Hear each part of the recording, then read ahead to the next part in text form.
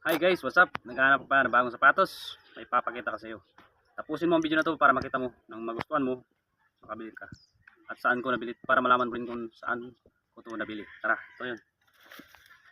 Right, yan, nakita nyo. Yupi-yupi dahil siguro sa mga pagbiyahe. Dahil, medyo malayo rin ito eh. So, na-order ko to guys. Kikita nyo mamaya at malalaman kung saan. Papakita nyo kung anong klaseng sapatos ito. Right, yan guys.